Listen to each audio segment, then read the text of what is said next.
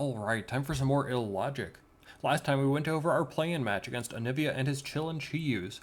Please go check out that video first if you've not done so already, as we went over the Teambuilder and battle in which, a spoiler alert, I guess, but the existence of this video should tell you that we moved on with a 3-0 victory, thanks in part to Helmet Appleton, a bulky, more supportive Cinderace, and in big part due to that Specs Typhlosion Hisui, as we beat the number 11 seed to move on.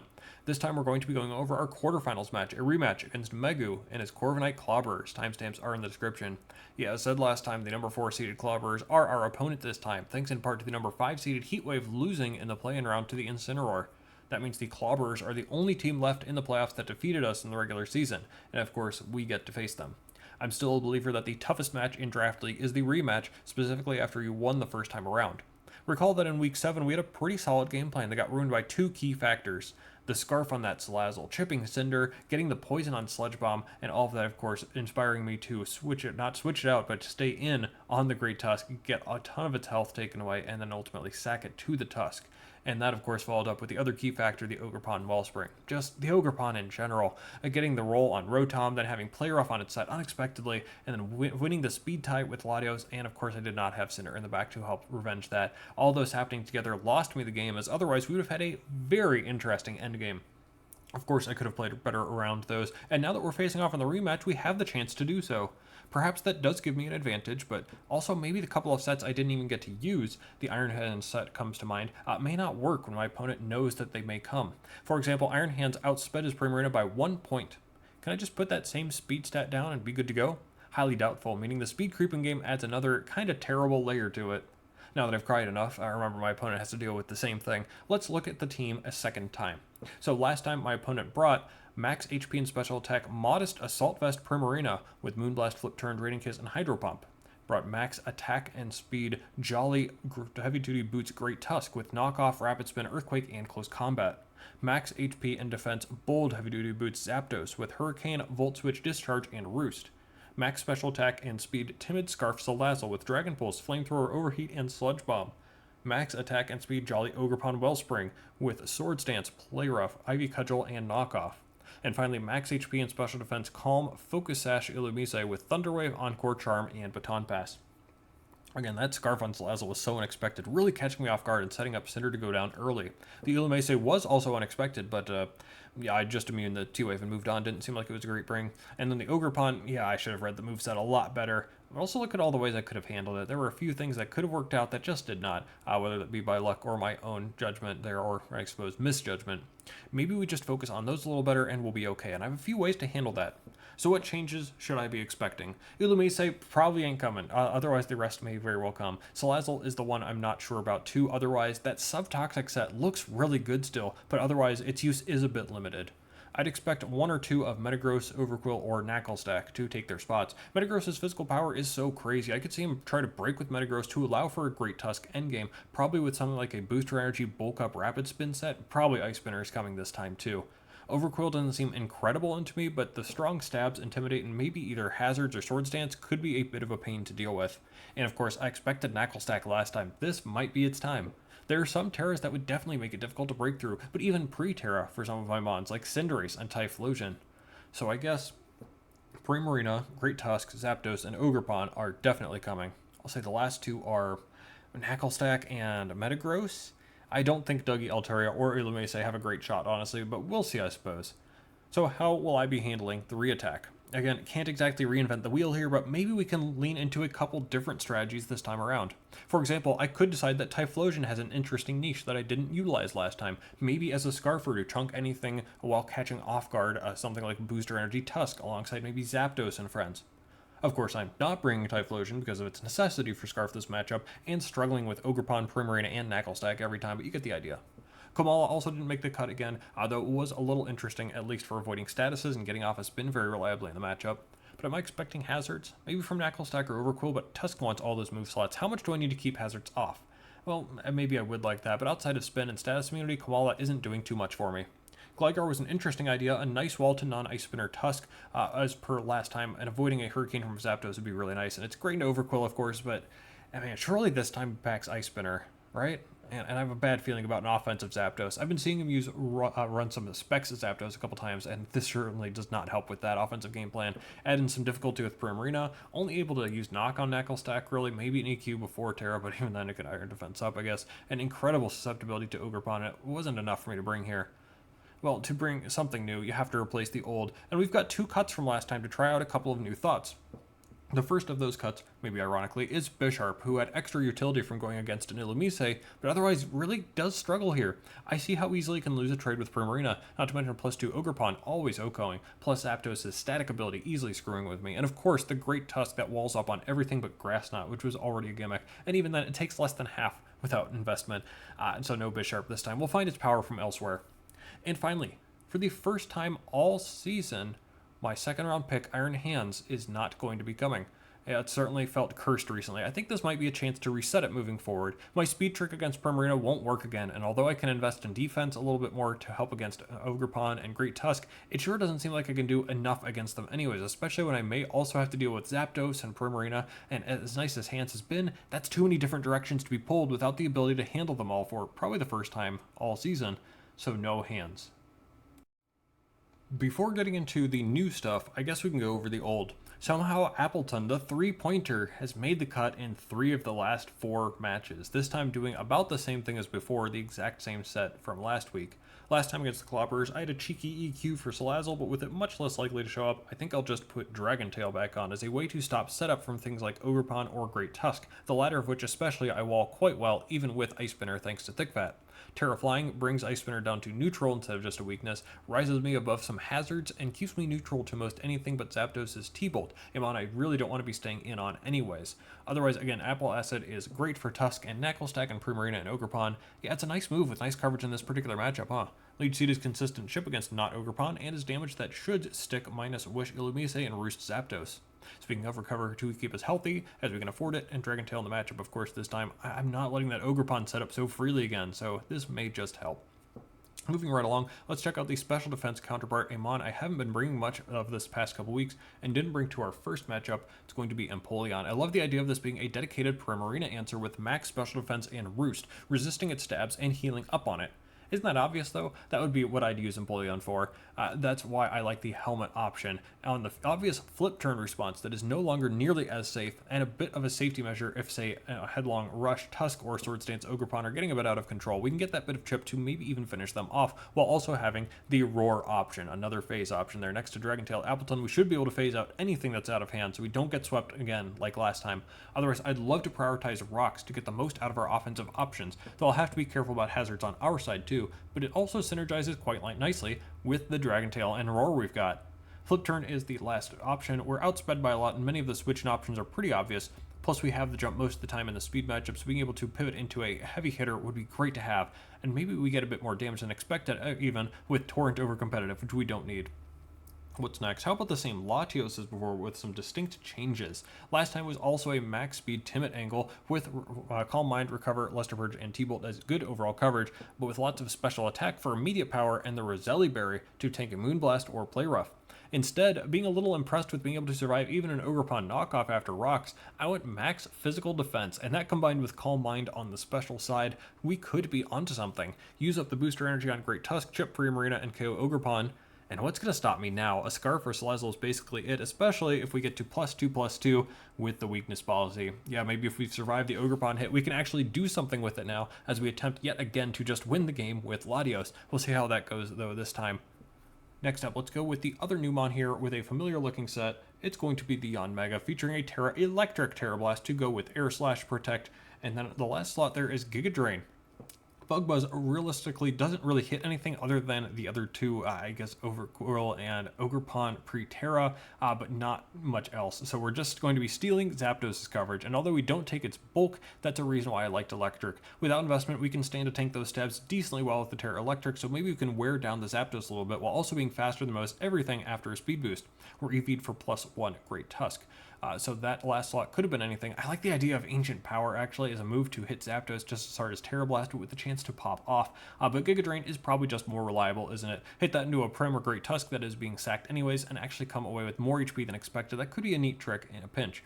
I mean, it's Yanmega, not many tricks coming from it probably, right? No foreshadowing, I'm serious. Maybe could have gone U-turn, no static at least, but maybe could accumulate helmet chip unnecessarily from that too.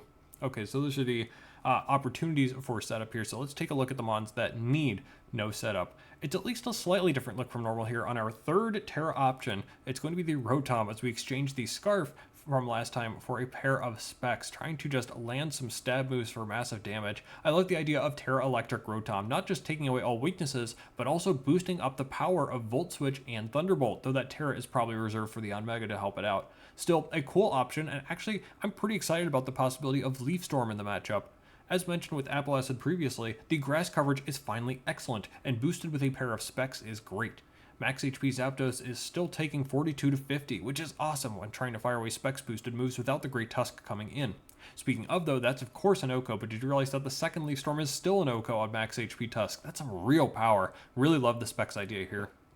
And if I love the idea of specs, what if we also had a Choice Band as well as our final mon? We welcome back Choice Band Cinderace, another attempt to get around the scary prospects of things like Static Zapdos. What if Pyro Ball just 2-hit KO'd? And if Great Tusk would take almost half too, and Max HP Prim took about half? Boy, is that Rock's chip looking huge now too, isn't it? Gunk Shot is another option for another offensive look without many resists or making contact. Court Change is still needed as an emergency too. A U-turn is of course a bit risky. I did consider High Jump Kick in the last slot too to be able to hit Knuckle Stack, but I ended up with Quick Attack. Like Rocky Helmet was a possible last ditch effort, Quick Attack is another great option to pick up a piece that's low and or set up, especially say a Great Tusk that's barely hanging on but has its speed boosted up. Libero boosting every move is kind of insane. Loving what Cinder could provide for the team yet again. That's the squad for our quarterfinals match, the rematch with the Corviknight Clobberers. Let's see how round 2 goes. Okay, that's reasonable. Just an Overquill in there was a little unexpected. Not sure what it's going to be doing either. And the Knuckle Stack is Terra Fighting, probably for something like Body Press. For the lead, I sure don't have a great idea actually of what we're trying to do here turn 1. If the hazard setters include Tusk, Overquill, and Knuckle Stack, maybe I can try and take advantage of them with the Specs Rotom. Sure, let's try and get that damage off early.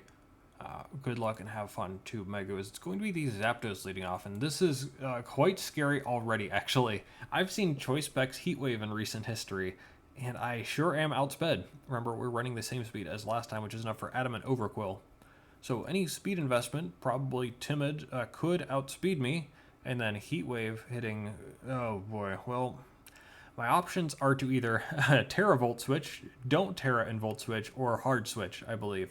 I do still want to keep the Terra option open for Yanmega, honestly, if only to force, say, recovery moves later in the game to allow for switches, and I don't think I OHKO if I outspeed anyways. The health on Rotom isn't the most significant, but without knowing speeds on things like Prim or Overquill, or if there's a Scarf on those, it could be concerning, though just getting in on Knuckle Stack would be pretty great. Man, this is actually risky. I'm just going to Volt Switch, and we're going to see what happens. And it goes off. Okay, just over half, actually. That's max HP. Considering we outsped, it's probably that max physical defense variant that we've seen from it. So my Heatwave switch in, actually, what is it? My resists are Latios and Cinderace, so probably just going into one of those, but I know what happened last time when I let Cinder go down relatively early. The Latios set is more gimmicky and expendable.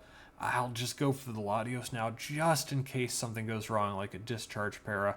Just Heatwave for 14, but you already know how the season's been going. That's an immediate burn, and there goes our hit-taking capability. Well, it might be fine, at least for now. Maybe we get a chance to recover up later, but for now, I've got to take advantage of being in on a Zapdos to fire off a strong attack. T-Bolt does not KO as Zapdos can roost up, but I'm cool with trading a little bit, especially if I can just see the damage into, say, maybe a Primarina or something. Speak of the devil, and it will happen. Not Assault Vest, as it takes almost half, but those are leftovers. Interesting, but I'm pretty okay with that. It's another way for Empoleon to beat it if it's Calm Mind, not to mention the Cinderace potentially here too. Could be kind of neat into that. Plus with the helmet, that's actually going to cover exactly what I want to do here, as I can just go straight out into Empoleon. And yes, it will flip turn out, take helmet chip, nice, and out into Ogerpon. Oh, I kind of don't like that. I have a bad feeling about a possible Swords Dance. After all, what am I doing into it with Empo aside from one round of Helmet? I can't flip turn out either because before Terra, the ability is Water Absorb. But that's exactly why we have Roar, isn't it? If it SDs up, I can get it up. And imagine if I can get in something I can freely set up rocks against, let's just do it. Knockoff, yeah, no more helmet chip, but that bit into Ogerpon is good anyways, and it's going to get better. Yeah, Tusk doesn't look great, but there's the booster energy, and that is huge. We forced out Booster Tusk immediately near the beginning of the game, and we could either riskily stay in to roar it out again, or we could go into our physically bulky mon. I don't need Appleton, but for this and the Knuckle Stack, and I have Dragon Tail, so let's do it. Going out into Appleton. There's the bulk up. Yep, that's the set. Roar would have been pretty sick there. This is the set I was probably most worried about, and I called this out as being a possible set last time too, but he's finally going to bring it here. Apple Acid is good super effective damage, but at +1, I don't think I want or need to risk anything from him, especially if he were to get another speed boost and or another bulk up. That'd be game barring a double protect from Yanmega, so I'm just going to Dragon Tail away. Ice Spinner, yeah, I know, it could crit, yeah, I know, that's typical, but the 4-time super effective move cut by Thick Fat, all that Fizz Def melts away into just 67% hit, and we get lucky again with the phase, getting Knuckle Stack in, honestly incredible, as probably the only target I'd be confident in staying in against and recovering up against, plus no more booster energy for Great Tusk, it's just amazing. So this is looking awesome. As I mentioned, I just want to recover up, so let's do it.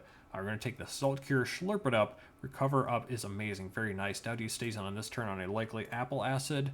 And I'm not exactly up to 100% health right now either. So I think I'm just going to need to establish a Leech Seed, especially if I can force something else in and get some much more needed chip. And potentially some recovery too. So Knuckle Stack is going out into Zapdos, which makes sense and exactly why I missed the Leech Seed. So for those counting at home, I've been burned by Heat Wave, crit, and missed Leech Seed in the first 8 turns. Yeah, I maybe balanced out a little bit by the really nice Roar and Dragon Tail rolls there, but this could be a roost angle for the Zapdos, I suppose, but I don't think I want to risk Leech Seed missing again, or Hurricane coming in and hitting, and Salt Cure is still doing that essentially burn damage every turn, and that isn't great, so I've got to swap out. And into what?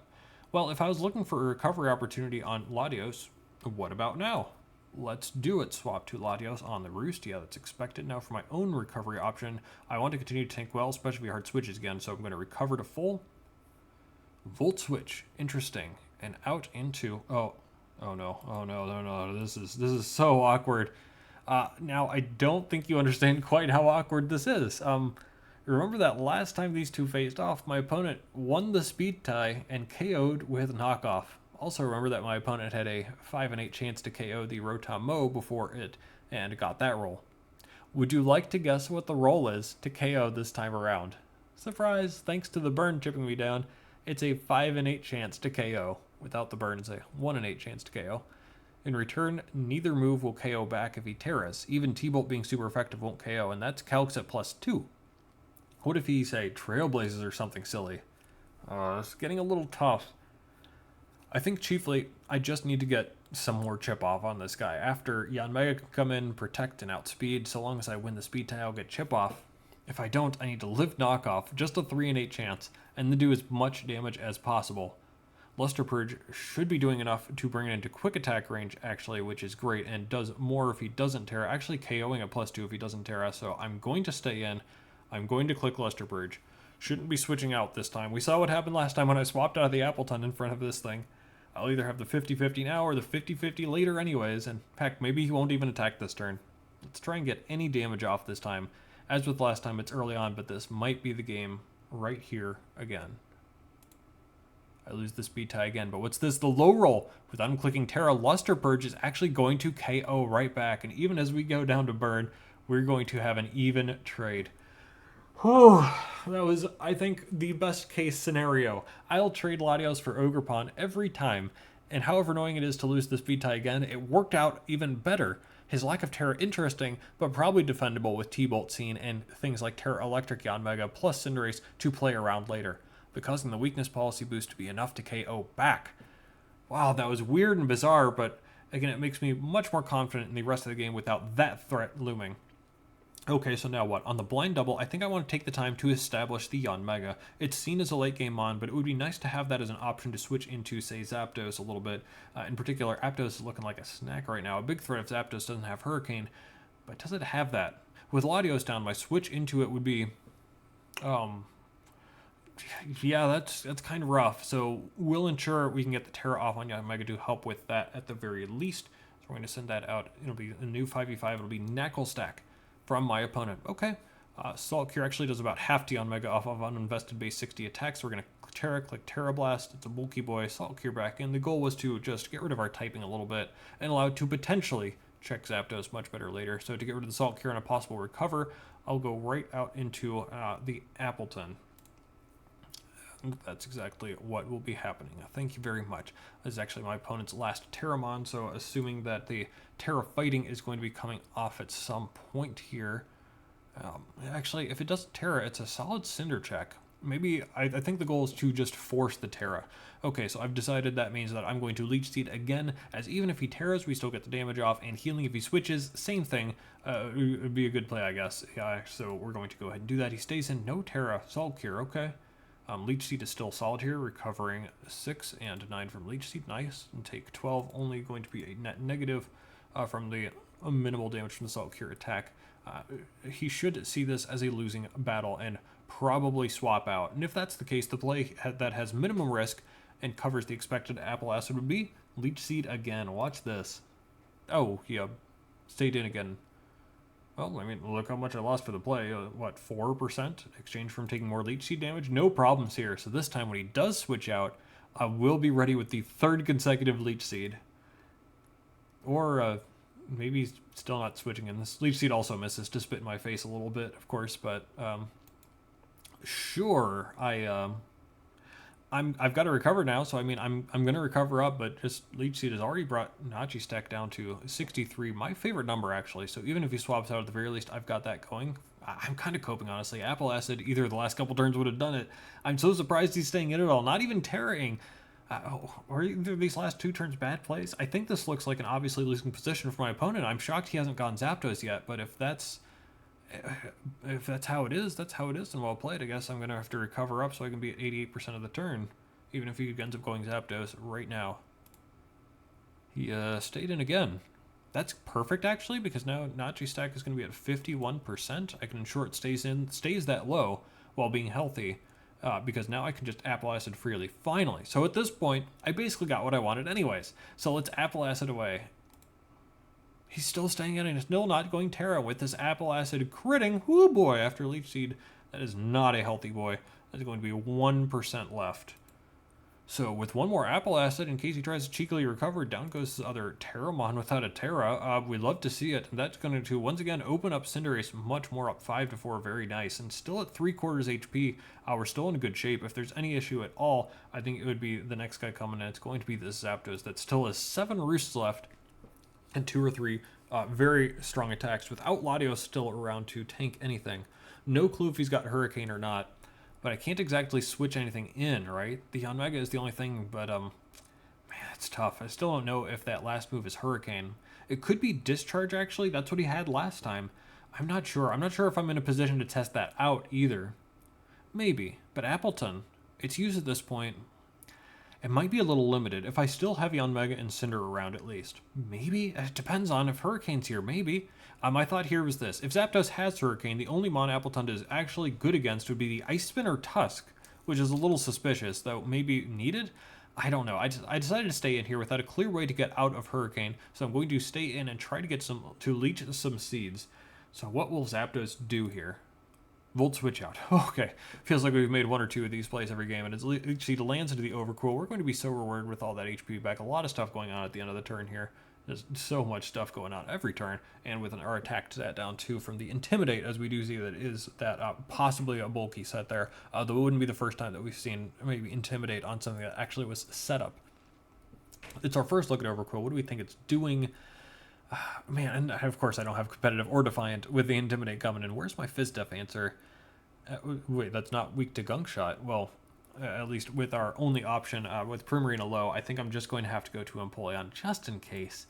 And we're going to get that best case scenario too, as Gunk Shot is the play. Is getting sick of Appleton finally, I think. So here's Empoleon gaining health with Leech Seed. Plus, hey, Black Sludge, that's not a band or scarf or helmet or anything weird that could win him the game. That's great news. Though probably, its role, if I had to guess, appears to be the Cinderace check. That seems about right, as Cinder is the last Mon not in yet, and it took him a while for him to bring this in. Okay. That's an easy flip turn in my eyes. Zapdos is quite likely, though I have seen him not go to Zapdos just a little bit ago. Either way, Overqwell not doing much to me, it looks like, so flip turn isn't going to be punished bigly anyways. Probably. Oh yeah, static? No static. And my best offensive check to Zapdos is Rotom-Mow. Okay, we're good. We're good. Okay, no static. No static. I think this is the offensive answer at least, but what am I clicking here?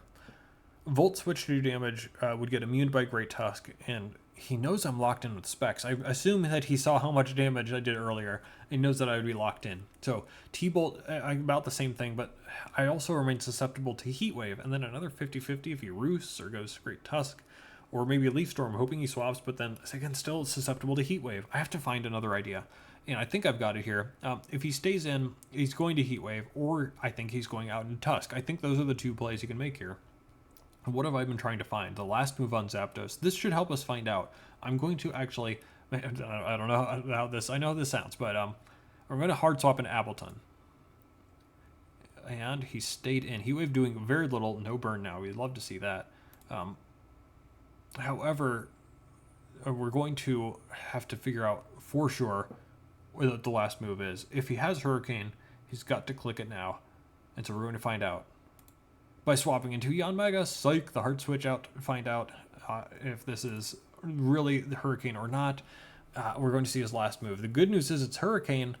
The bad news is it's Hurricane. It hits and it confuses, and it did more than I wanted, and that's going to put us in range of Heat Wave.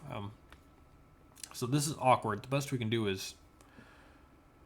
Man, Zapdos is a problem, isn't it? I'm not sure how we're breaking through this thing, but I think a good roll on Terra Blast gets it in range of Banded Pyro Ball. But the confusion, if we weren't confused by Hurricane, I'd feel better about this, but screw it, I don't think I have a choice. I'm going to have to do it, and without Discharge, I don't mind Cinder having to take a hit if absolutely needed, I guess. We really just need to get rid of Tusk or Zapdos for Rotom to start going in, and maybe that means Appleton is actually really important? It's a lot of thoughts that are going on here, but this is probably the best place to talk about the state of things.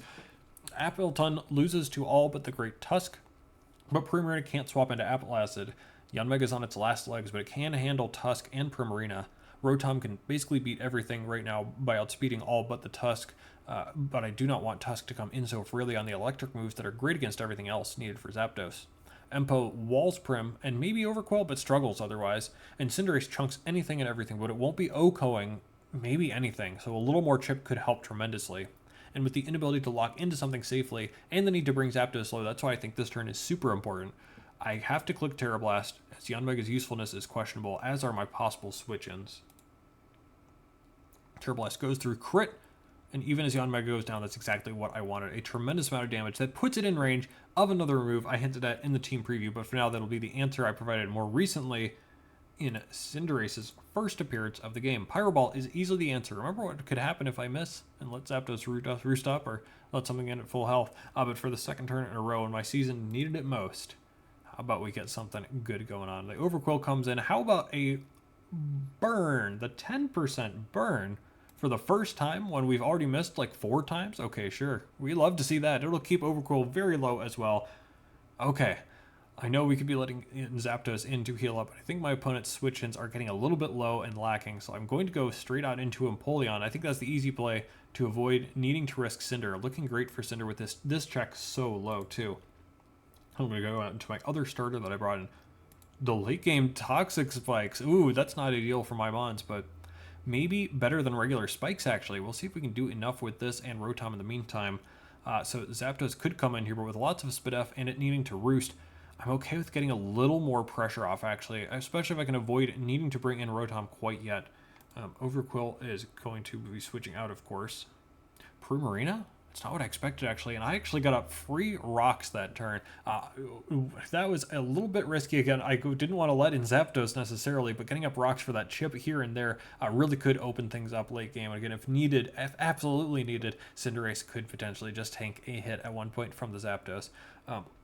But now I have rocks up, so what are you planning to do? I really don't care. It's just time to flip turn out and get a KO from somewhere. Let's do it. And of course, I'm slower again, so that's pretty nice. Prim goes first. It goes out into the Zapdos. Nice boots. Flip turn out. No static again. And here's exactly why I wanted to go to Rotom-Mow. Right here, I outlined a few excellent calculations at the very beginning of the match, and that's why I'm very excited for them. It's a 90% chance to get a KO, 10% to fall out pretty hard, but we don't miss them. Of course not. Leaf Storm does 42% minimum to Zapdos, so even the flip turn chip didn't matter much. Leaf Storm takes it down, a huge KO to take the lead, and it's just going to get better because the Great Tusk's out. And you know what my answer to this is. Appleton, perhaps, but my offensive answer, which takes 2 times damage from the move it's clicking anyways, is Rotom, and -1 Leaf Storm. By the way, even if Ice Mirror does over half, Sheesh, Mod Expects is the truth, still doing 113% minimum to Tusk at -2 because of the +1 from Specs. Down goes the other half of my fears. It's 4-2, and from here it should actually be relatively easy. Yes, Prim could go down to Leaf Storm, but no need to risk anything. I'm just going to go out and do Empoleon. We tank the Moonblast.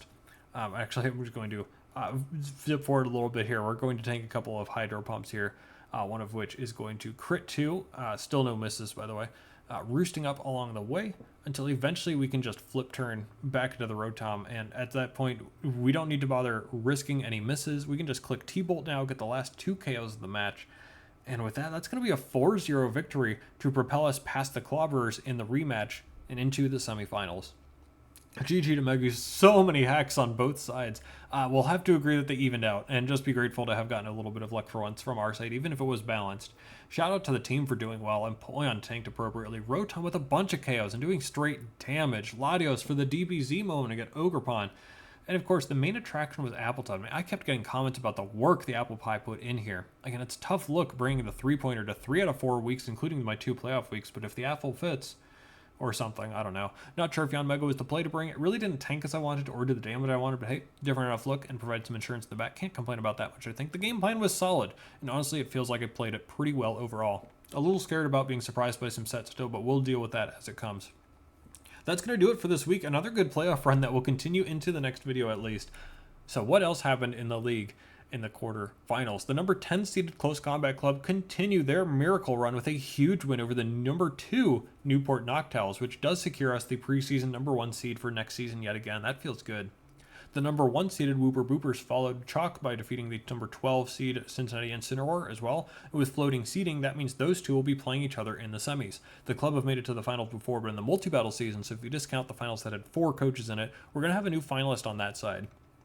That means we get to play against the winner of the number 3 seed Calgary Corviknights and the number 8 seed Waterdeep Wobbuffets, a rematch from the second half yet again.